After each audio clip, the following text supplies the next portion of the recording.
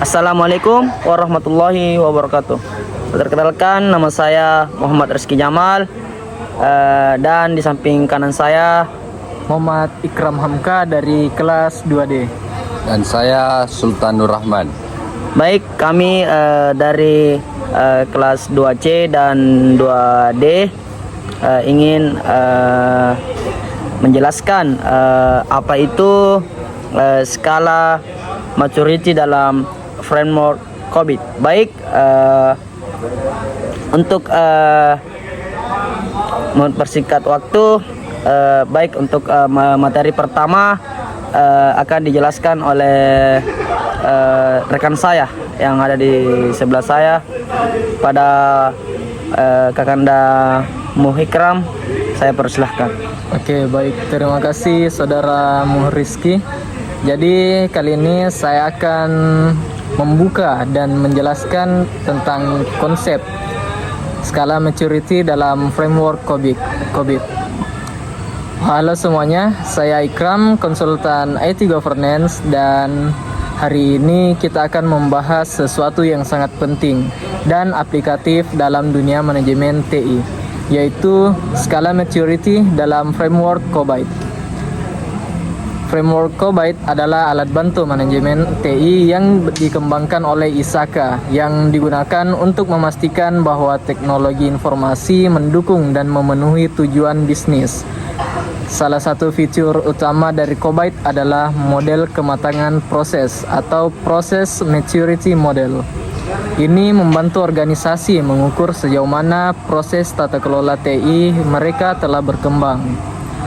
COVID 5 dan COVID 2019 menggunakan pendekatan yang mirip.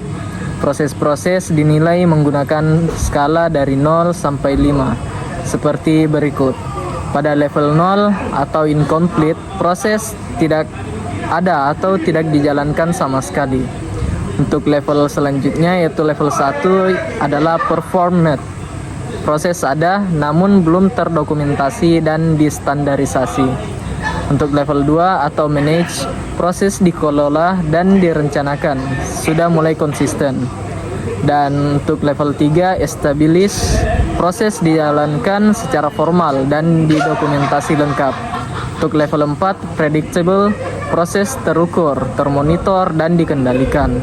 Level 5 atau optimizing, proses terus diperbaiki melalui inovasi dan evaluasi rutin.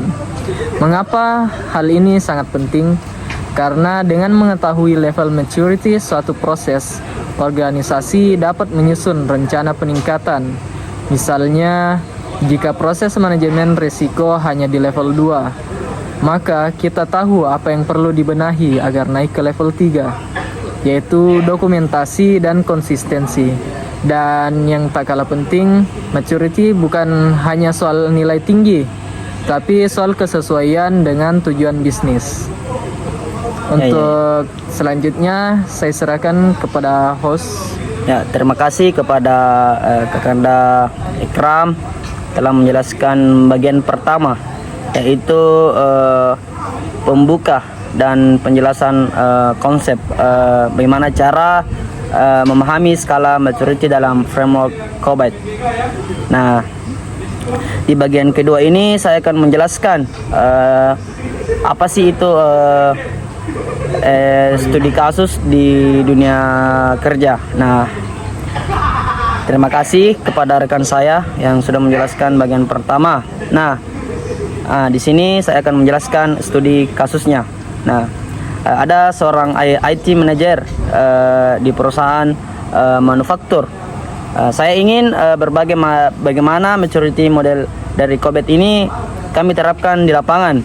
Beberapa tahun yang lalu, manajemen meminta kami untuk menilai sejauh mana proses-proses IT kita matang. Kami mulai dengan asesmen sederhana berdasarkan COVID 2019. Kami memilih beberapa proses penting seperti manajemen risiko TI ADM 03, yang kedua manajemen perubahan BI 06, dan yang ketiga itu ada manajemen aset atau APO 09. Nah, setiap proses kita nilai berdasarkan panduan dari COVID. Kita lihat apakah proses tersebut sudah dilakukan secara konsisten, terdokumentasi, atau ada SOP-nya, dan apakah hasilnya terukur. Nah, hasil awalnya rata-rata di level 2. Misalnya proses perubahan sudah ada tapi belum terdokumentasi dengan baik dan tidak dievaluasi secara berkala. Nah, apa yang kita lakukan setelah itu? Nah, kita bentuk tim, yaitu tim perbaikan proses, mulai menulis SOP, buat form standar untuk perubahan, dan melalui menggunakan tools atau manajemen risiko. Nah, setelah 1 tahun kami lakukan asesmen ulang. Hasilnya beberapa proses naik ke level 3, artinya sudah stabilized atau sudah stabil. Nah, tapi tantangannya bukan hanya teknis, tapi perubahan budaya juga sulit.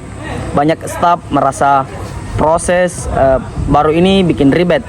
Nah, kita harus aktif melakukan sosialisasi dan pelatihan agar semua paham. Maturity bukan standar dokumentasi, tapi juga kontrol dan akuntabilitas. Jadi bagi yang mau mulai, saya sarankan jangan terburu-buru dulu ke level 5. Tetap saja fokus saja ke naikkan 1 level per tahun, 1 level per tahun dengan bukti yang jelas, dan selalu libatkan pihak, bukan hanya tim TI. Nah, inilah penjelasan dari bagian kedua, yaitu studi kasus dalam dunia kerja. Nah, di tahap ketiga ini ada pandangan akademis. Di penjelasan bagian ketiga ini saya berikan kesempatan kepada rekan saya yang ada di sebelah saya, yang bernama Sultan Nur Rahman. Nah, baik, kepada Sultan Nur Rahman saya persilahkan untuk menjelaskan apa sih pandangan akademis. Baik, untuk Sultan Nur Rahman. Baik, terima kasih kepada Bang Rizky ya. Pembahasan yang dibahas itu studi kasus dalam dunia kerja. Ini sangat menarik sekali. Di sini saya akan menjelaskan pandangan akademis. Nah, mahasiswa tingkat akhir yang sedang menulis skripsi tentang analisis tingkat kematangan tata kelola TI pada perguruan tinggi menggunakan COVID 2019. Saya ingin berbagi dari perspektif akademis di dunia pendidikan. Framework COVID sangat membantu sebagai alat ukur. Dalam penelitian saya mewawancarai tim TI kampus dan mengisi kuesioner maturity berdasarkan 5 domain utama COVID. Yang pertama itu evaluate, direct and monitor atau EDM. Kemudian yang kedua ada allegiance, plan and organize atau APO.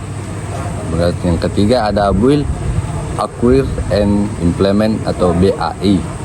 Kemudian ada yang keempat yaitu deliver, service and support atau DSS.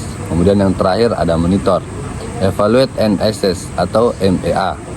Saya menemukan bahwa proses-proses seperti pengelolaan proyek IT BAI 01 dan pengelolaan layanan DSS 01 seringkali hanya sampai level 1 atau 2. Belum ada dokumentasi formal dan evaluasi masih berdasarkan kebiasaan. Dengan maturity model COVID, saya bisa memberikan rekomendasi peningkatan berbasis bukti. Misalnya, kampus bisa melalui dengan menyusun SOP, menetapkan KPI untuk layanan TI, dan melatih staf. COVID juga membantu mahasiswa seperti saya untuk memahami bahwa tata kelola TI bukan hanya soal teknologi, tapi juga struktur, budaya, dan perencanaan strategis. Kesimpulannya, maturity model dari COVID adalah alat refleksi sekaligus peta jalan. Ia menunjukkan posisi kita saat ini dan arah peningkatan yang harus dilakukan. Jadi, buat semua yang terlibat di dunia TI, baik profesional, akademis, atau pelajar, framework ini bisa jadi jembatan antara TI dan bisnis. Mari kita gunakan dengan bijak. Nah, itulah penjelasan 3 tahap bagaimana kita bisa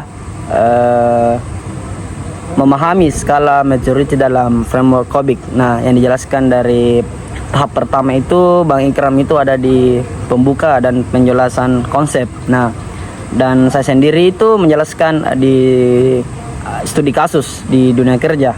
Dan yang terakhir atau tahap ketiga itu ada di pandangan akademisnya. Nah,